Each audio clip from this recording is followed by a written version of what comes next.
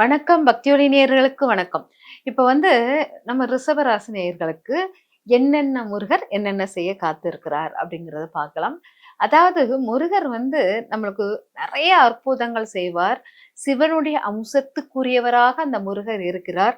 சிவன் எப்பவுமே தவநிலையில் இருக்கக்கூடிய ஒரு கடவுள் இல்லையா? அவர அவருடைய நம்மளுடைய குறைகளை கேட்கறது கூட அவர் தவநிலையில் இருக்கிறார். பார்வதி அதுக்கு வ அவருடைய தவநிலையை கலைத்து நம்மளுக்காக நெறைய விஷயங்கள் செய்றாங்க. அதுல நெறைய பிரச்சனைகள் உருவாகுது. இதனால் உருவாக்கப்பட்ட முருகர் நம்மளுக்காகவே உருவாக்கப்பட்ட சிவாம்சமாக நம்மளுக்காக உருவாக்கப்பட்டவர்.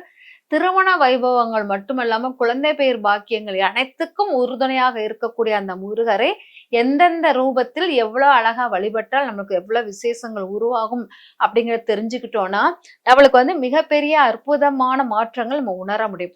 தமிழ் கடவுள் முருகர் தமிழை போற்றக்கூடிய முருகர் நம்மளுக்கு தமிழ் மட்டும் இல்லாமல் நம்மளுடைய இரக்க சிந்தனையும் நம்மளுக்கு அதிகப்படுத்தி கொடுக்கக்கூடியவரும் முருகர் தான்.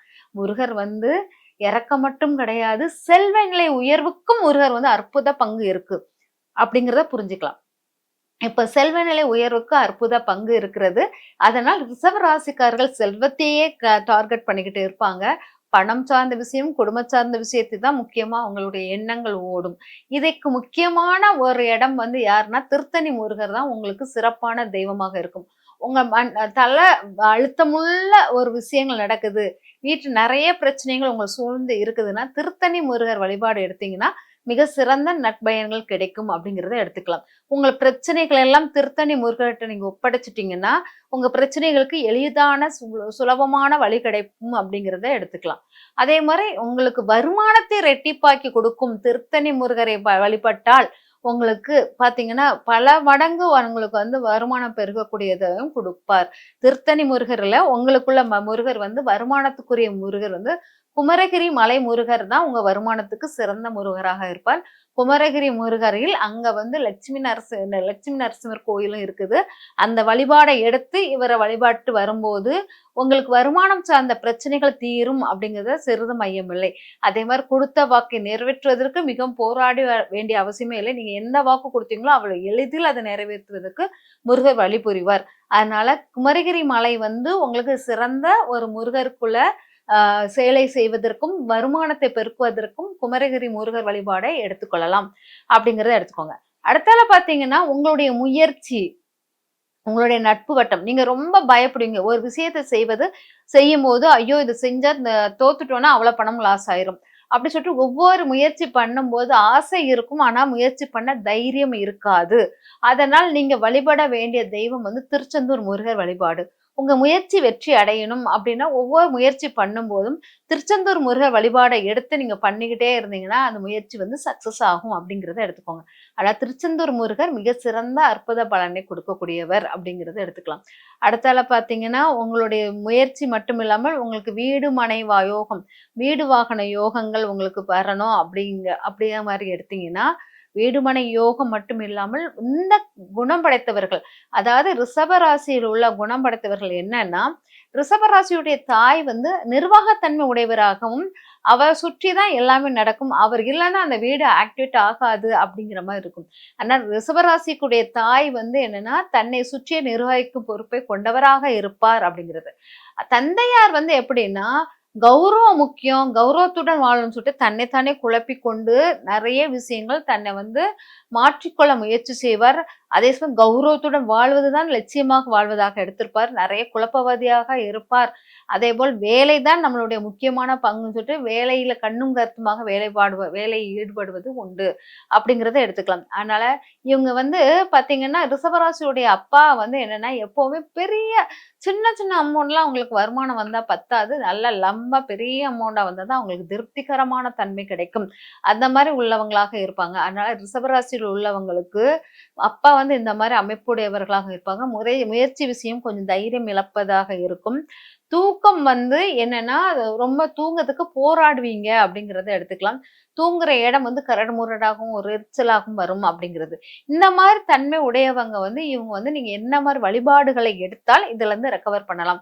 இப்ப 4ஆம் பாவத்துக்குள்ளதாக உங்களுக்கு வீடு மனைக்குள்ளதுக்கு வழிபட வேண்டிய தெய்வம் பாத்தீங்கன்னா போரூர் திருவண்ணாமலை போலூர் திருவண்ணாமலை உள்ள முருகர் கோயிலை வழிபாடு பண்ணுவது சிறப்பாக இருக்கும்.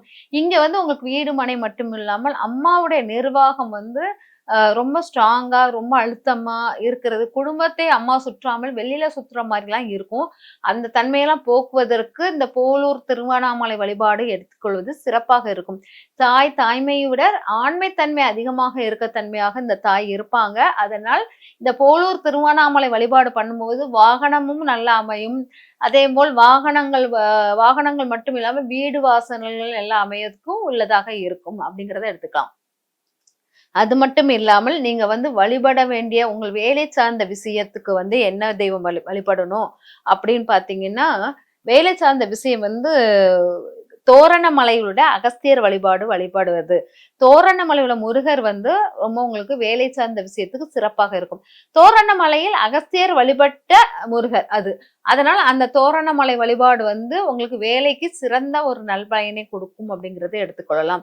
அதுக்கப்புறம் பாத்தீங்கன்னா உங்களுக்கு கடன் சார்ந்த பிரச்சனைகள் உருவாகுது அப்படின்னா நீங்க வந்து குறுக்குத்தெரு கோயில் வழிபாடுகளை எடுத்துக்கொண்டா, திருநெல்வேலியில் உள்ள குறுக்குத்தெரு கோயிலை வழிபாடு எடுத்துக்கொண்டீங்கன்னா உங்களுக்கு கடன் சார்ந்த பிரச்சனைகள் வந்து நிவர்த்தி அடையலாம் அப்படிங்கறத எடுத்துக்கலாம். அப்புறம் பாத்தீங்கன்னா நோய் நொடிகளிலிருந்து கஷ்டப்படுறீங்க அப்படின்னு பாத்தீங்கன்னா, நோய் நொடியில் கஷ்டப்படுறாங்க தாராசுரம் உள்ள முருகர் வழிபாடை எடுத்துக்கொண்டுகிட்டே இருந்தீங்கன்னா இந்த நோய் நொடிகள் இருந்து ரெக்கவர் ஆவீங்க. தாராசுரம் முருகர் கோயிலில் விளக்கு வைத்து தீபம் ஏற்றுவது மிக சிறந்த பலனை தரும் அப்படிங்கறத எடுத்துக்கோங்க. நீங்க கையில் அணிய வேண்டிய கயிறு வந்து காவி கலர் உள்ள கயிறை அணிவது சிறப்பாக இருக்கும். நீங்க ஏதாவது பழங்கள் வந்து பஞ்சாமிர்தம் மாதிரி பழங்களால் உருவான பஞ்சாமிரத்தை நைவேத்தியமாக வழிபாடு பண்ணும்போது சிறப்பாக இருக்கும். நான் ஆல்ரெடி ஏற்கனவே சொல்லியிருக்கேன். சக்கரை பொங்கல் வைக்கலாம், அதுக்கப்புறம் பஞ்சாமிர்தம் வைக்கலாம், அதுக்கப்புறம் பாத்தீங்கன்னா திணை தேன்பால் அதை வைக்கலாம், அதுக்கப்புறம் பாத்தீங்கன்னா மாவிளக்கு வைத்து வழிபாடு பண்ணலாம் அப்படிங்கிறது. இதுல வந்து நம்ம பஞ்சாமிர்தம் வைப்பது இந்த இதுக்கும் சிறப்பாக இருக்கும். ஆனா பஞ்சாமிர்தம் வைத்து வழிபாடுவது இந்த இதுக்கு முருகருக்கு சிறந்த பலனை கொடுக்கும் அப்படிங்கிறது.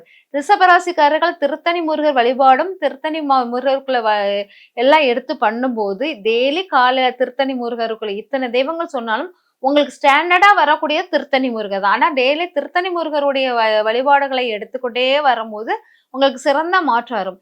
தூக்கம் வரவில்லை அப்படின்னு சொல்லிட்டு நீங்க இது பண்ணீங்கன்னா, தூக்கம் வரல அப்படின்னா பழனி முருகர் கோயிலுக்கு போயிட்டு அங்குள்ள விபூதியை வாங்கிட்டு வந்து அதை தூங்கும்போது நெற்றியில் பூசிக்கொண்டு தூங்குனீங்கன்னா இரவில் சீக்கிரம் தூக்கம் வரும் அப்படிங்கிறது. இல்லாட்டா இரவில் பழனி முருகருடைய போட்டோவை பார்த்துட்டு வழிபாடு பண்ணிட்டு அப்புறம் நீங்க தூங்க போனீங்கன்னா எளிதில் தூக்கத்தை நீங்க வந்து பெறுவீர்கள் அப்படிங்கிறது. அதனால தூக்கத்துக்கு ரிஷபராசிக்காரர்களுக்கு பழனி முருகராக இருக்கலாம் அப்படிங்கிறது. அதே சமயம் வேலை சார்ந்த விஷயத்துக்கு நான் சொல்லிட்டேன். தோரணமலைக்குள்ளதை வழிபாடு பண்ணும்போது உங்களுக்கு சிறந்த மாற்றங்களை அள்ளி கொடுக்கும் அப்படிங்கிறது சிறிதும் மல்லியம் இல்லை.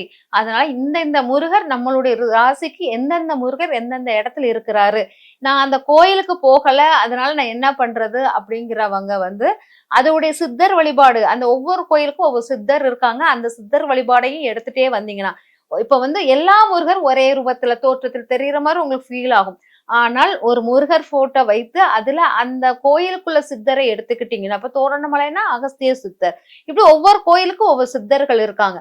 இந்த மாதிரி ஒவ்வொரு இப்போ நம்மளுடைய தோரணமலை வந்து யாருன்னா தென் பழனிம்போம். தென் பழனியை தான் தோரணமலை அப்படிம்போம். நம்மளுடைய பழனி மலை வந்து நம்ம மேசராசிக்கும் தென் பழனியை வந்தாக தோரணமலையை சொல்லியிருக்கோம். அப்ப ரெண்டுமே மருத்துவத்தை நீக்கக்கூடிய குணமுடையவர்களாக இருப்பார்கள் அப்படிங்கிறது. இப்போ உங்களுக்கு எந்தெந்த ராசிக்காரர்களுக்கு எந்தெந்த முருகரை வழிபடணும் அப்படிங்கறத சொல்லியிருக்கேன். உங்களுக்கு எது இக்கட்டான சூழ்நிலை இருக்குதோ அந்த தெய்வத்துடைய அதனுடைய சித்தர்களையும் எடுத்து வழிபட்டு வந்தீங்கன்னா உங்களுக்கு சிறந்த நன்மைகள் கிடைக்கும். இதை வந்து ஃபாலோ பண்ணிக்கிட்டே வாங்க. வாழ்வின் மிக வெற்றிகள் உங்கள் அருகில் நிற்பது போல் தோன்றும். வீட்டுல நிறைய மன நிம்மதி கிடைக்கும். பணம் வருவாய் பெருகும் அப்படிங்கிறது ஐயம் இல்லை. ஏன் பண வருவாய் பெருகுங்கிறத மிதுன ராசிக்காரர்களுக்கு சொல்லும் போது சொல்றேன். அதனால இது வாழ்க்கையின் வெற்றி பெறக்கூடிய முருகர் வழிபாடை இந்த முறையில் வழிபட்டீங்கன்னா சிறந்த வாய்ப்புகள் சிறந்த வெற்றிகள் உங்களை தேடி வரும். நன்றி, வணக்கம்.